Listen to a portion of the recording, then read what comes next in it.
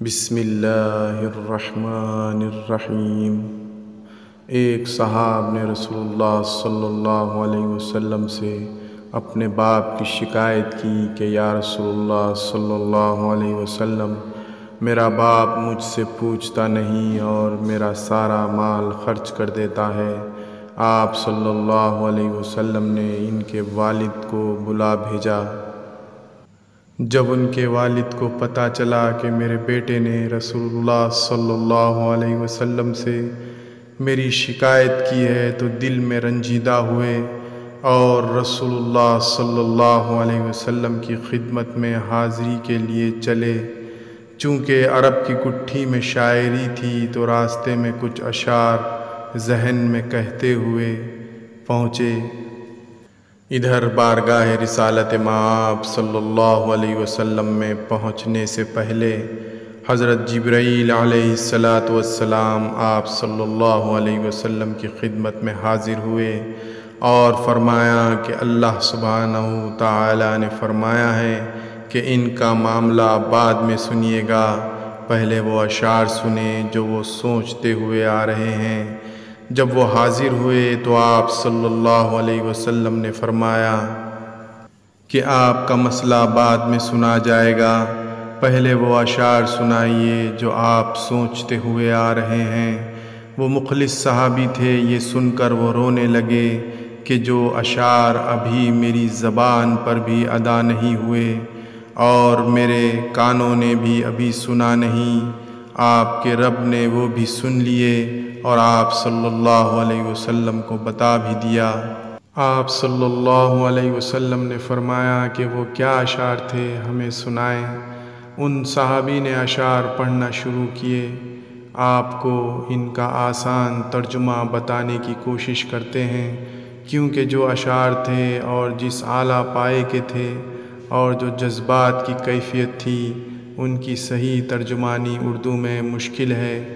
بہرحال اشعار کچھ اس طرح سے تھے کہ اے میرے بیٹے، جس دن تو پیدا ہوا ہماری محنت کے دن تبھی سے شروع ہو گئے تھے۔ تو روتا تھا، ہم سو نہیں سکتے تھے۔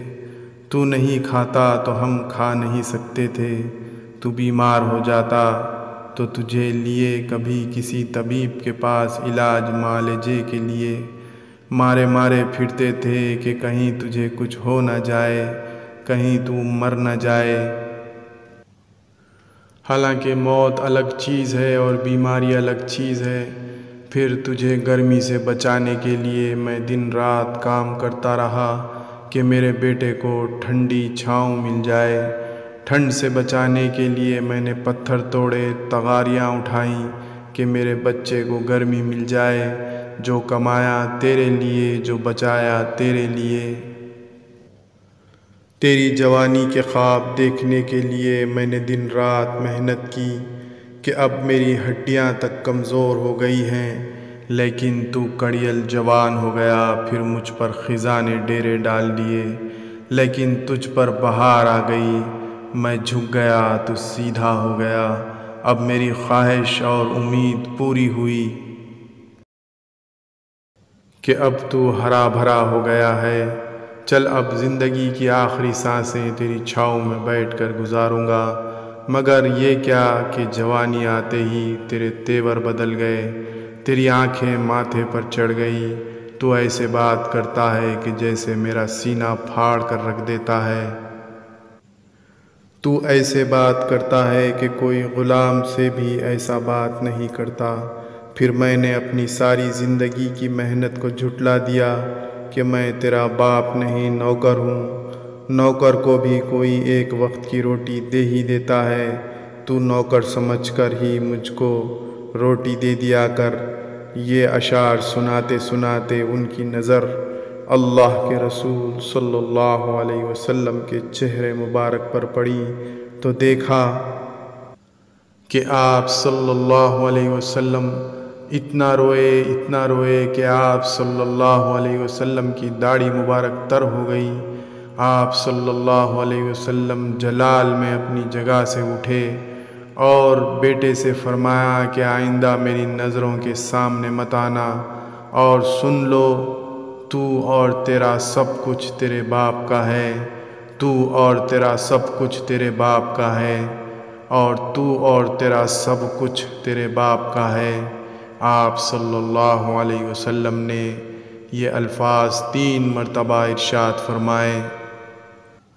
تو دوستو، ہم کو اس واقعے سے یہ سبق ملتا ہے کہ ہم ہمارے والدین کے ساتھ حسن سلوک کریں اور ان کی خدمت کریں اور ان کی دعائیں لیں اور ان کو خوش رکھیں، کیونکہ ہم اور ہمارا مال سب کچھ ہمارے والدین کی ہی دین ہے۔ اسی طرح کی مزید معلوماتی ویڈیوز دیکھنے کے لیے میرے چینل راہ اسلام کو سبسکرائب کریں اور ویڈیوز کو آگے شیئر کریں تاکہ یہ باتیں کسی کے دل میں اتر جائیں۔